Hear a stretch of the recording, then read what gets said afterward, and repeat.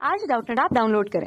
Doubtnut पर अपने सभी गणित, रसायन विज्ञान, भौतिक विज्ञान और जीव विज्ञान के डाउट्स का करो सफाया। बस प्रश्न की फोटो खींचो, एक ही प्रश्न को क्रॉप करो और तुरंत वीडियो सोल्यूशन पाओ। अभी डाउनलोड करें। हेलो फ्रेंड, इस प्रश्न में दिए गए कि विभवमापी के प्रयोग में E1 तथा E2 विद्युत वाहक बल वाले दिए गए हैं। यहाँ पे E1 का मान जो है अधिक है E2 के, जो दो सेल दिए गए हैं श्रेणीक्रम में जोड़ने पर संतुलन लंबाई हमें जो है 60 सेंटीमीटर पर प्राप्त होता है। यदि जो है कम मूलता के जो सेल के टर्मिनलों को उल्टा कर दिया जाता है, ठीक है, जो कम उल्टा यहाँ पे देख सकते हैं E2 का मान जो है उल्टा कम है, तो इसको जो उल्टा कर दिया जाए तो संयोजन की जो है संतुलन लंबाई हमें 20 सेंटीमीटर पर प्राप्त होती है। तो सेलों के विद्युत वाहक बलों का अनुपात क्या होगा, यह हमें पूछा गया है। तो इसको समझने के लिए हम जो है इस प्रकार से विभवमापी का परिपथ बनाते हैं, जिसे हम प्राथमिक परिपथ कहते हैं। इसमें ए भी एक जो है क्या दर्शाता है, विभवमापी के तार को दर्शाता है, जिसे इस प्रकार से संचयक सेल सी तथा धारा नियंत्रक आर एस से जोड़ा जाता है। तो यह परिपथ क्या कहलाता है, जिसमें संचयक सेल, धारा नियंत्रक तथा इस प्रकार से विभवमापी के तार को जोड़ा जाता है। यह जो है प्राथमिक परिपथ कहलाता है, जिसे हम इस प्रकार से जोड़ते हैं। तो मान लीजिए कि जो विभवमापी के तार ए भी है, इसकी लंबाई को हम इस प्रकार से L से प्रदर्शित करते हैं। तो यहाँ से L प्राप्त हो जाता है विभवमापी के तार की लंबाई। अब संचयक सेल से इस प्रकार से धारा कोई आई प्रवाहित होगी मान लीजिए, तो इसका जो प्रतिरोध होगा कुछ न कुछ विभवमापी के तार का, तो इसके सिरों के बीच क्या प्राप्त होगा, हमें विभव पतन प्राप्त होगा। तो इसके विभव पतन को हम इस प्रकार से V से प्रदर्शित करते हैं, अर्थात जो है विभवमापी के तार के सिरों के बीच विभव पतन। तो यहाँ से हमें जो है विभवमापी के लिए क्या प्राप्त हो जाता है, यहाँ से हमें प्राप्त हो जाता है विभव प्रवणता, जिसे हम किससे प्रदर्शित करते हैं, इसे जो है K से प्रदर्शित करते हैं। के बराबर क्या होता है, एकांक लंबाई का विभव पतन V/L प्राप्त होता है।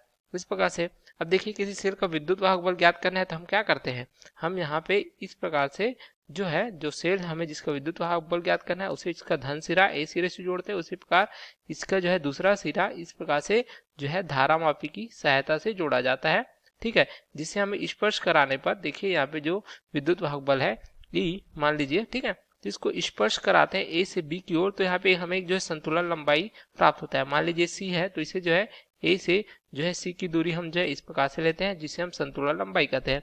तो जो विद्युत वाहक बल है ई के लिए हमें क्या सूत्र प्राप्त हो जाता है, ये हमें प्राप्त हो जाता है K गुणित L के बराबर, जहाँ पे K विभव प्रवणता तथा L जो है संतुलन लंबाई को दर्शाता है।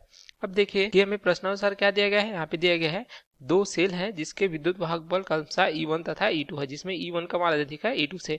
इसे जो है इस प्रकार से क्या जोड़ा जाता है, श्रेणीक्रम में जोड़ा जाता है। तो मान लीजिए हम इस प्रकार से जोड़ते हैं E1 तथा E2 को श्रेणीक्रम में, ठीक है, मान लीजिए तो E1 का मान अधिक होगा किससे, E2 के मान से। इस प्रकार से जोड़ा गया है दोनों को एक ही दिशा में, ठीक है। तो यहाँ पे संतुलन लंबाई हमें L1 प्राप्त होती है मान लीजिए। तो यहाँ से आप देखिए पुनः इसी सूत्र की सहायता से हमें क्या प्राप्त हो जाएगा, यहाँ पे दोनों जो है श्रेणीक्रम में जुड़े हैं, तो E1 धन यहाँ पे E2 बराबर प्राप्त हो जाएगा K गुणित क्या हो जाएगा, देख सकते हैं L1 के बराबर, जहाँ पे L1 का मान क्या दिया गया, देख सकते हैं प्रश्नानुसार हमें दिया गया है 60 सेंटीमीटर।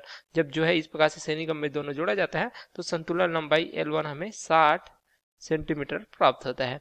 उसी प्रकार क्या दिया गया है कि यदि जो है कम वोल्टता अर्थात E2 को जो है इस प्रकार टर्मिनल को उल्टा कर दिया जाता है, अर्थात हम E2 को अगर उल्टा कर देंगे, उल्टा किस प्रकार से होगा, अब यहाँ पे धन सिरा इस प्रकार से ऋण सिरा प्राप्त होगा, ठीक है, ऐसा देख सकते हैं। लेकिन E1 को इस प्रकार से परिवर्तित नहीं करेंगे। तब इस प्रकार से अगर हम पुनः जोड़ते हैं, ठीक है, तो यहाँ से हमें क्या प्राप्त होगा, अब नया संतुलन। अब इसको क्या करेंगे, हम परिपथ से इस प्रकार से विच्छेदित कर देंगे किसी कुंजी की सहायता से। अब यहाँ पे जो E1 इस प्रकार है तथा E2 इस प्रकार से जोड़ा गया है, ठीक है, विपरीत क्रम में जोड़ा गया है क्रमशः। तो यहाँ पे अब देखें नया संतुलन लंबाई मान लीजिए इस प्रकार से बिंदु D पर प्राप्त होता है। अब A से D की दूरी हम जो है संतुलन लंबाई इस प्रकार से प्रदर्शित करते हैं, यहाँ पे देख सकते हैं हम जो है L2 से, ठीक है, जो A से D की दूरी नई संतुलन लंबाई जिसका मान क्या देगा, प्रश्नानुसार देख सकते हैं यह जो है 20 सेंटीमीटर हमें दिया गया है। अब यहाँ पे पुनः इसी सूत्र का उपयोग करेंगे तब क्या प्राप्त हो जाएगा, हमें E1 ऋण E2 बराबर क्या प्राप्त हो जाएगा, K गुणित L2 इस प्रकार से प्राप्त हो जाएगा, ठीक है। यहाँ से देख सकते हैं इसको हम समीकरण 1 के रूप में लिखते हैं, इसको समीकरण 2 के रूप में लिखते हैं, ठीक है। अब यहाँ से लिख सकते हैं हम समीकरण 1 भागित 2 से, क्योंकि यहाँ पे विद्युत वाहक बलों का अनुपात हमें ज्ञात करना है, अर्थात E1 बटे E2 का मान ज्ञात करना है। यहाँ से हमें क्या प्राप्त हो जाएगा, देख सकते हैं E1 धन E2 बटे E1 ऋण E2 बराबर क्या प्राप्त हो जाएगा, K L1 बटे K L2।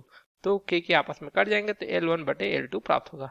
तो यहाँ पे हम कौन सा नियम लगा सकते हैं, जैसा हमें पता है हम यहाँ पे जो है योगांतर अनुपात का नियम लगा सकते हैं, जिसके साथ हमें क्या प्राप्त होता है, A बटे B बराबर C बटे D है। तो इसको हम क्या लिख सकते हैं, हम इसे लिख सकते हैं A धन B बटे, ये हमें प्राप्त हो जाएगा A ऋण B बराबर C ऋण D बटे, ये हमें प्राप्त हो जाएगा C धन D के बराबर।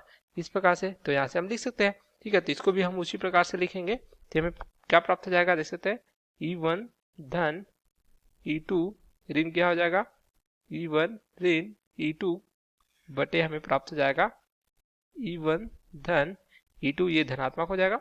उसी प्रकार ऋण E1 ऋण E2, इस प्रकार से उसी प्रकार दाहिना पक्ष क्या प्राप्त हो जाएगा हमें, L1 धन L2 बटे क्या प्राप्त हो जाएगा, L1 ऋण L2 के बराबर।